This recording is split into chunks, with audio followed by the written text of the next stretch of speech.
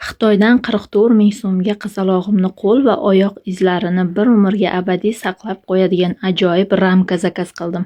Ramka komplekti ichidan gipsli massa chiqadi. Qo'l va oyoqchalar izini olganingizdan keyin havoga qo'yib qo'ysangiz, izi qotadi. Gipsli massani bo'yash uchun zararsiz va hidsiz kraskasi va shotkasi o'zi bilan birga chiqadi.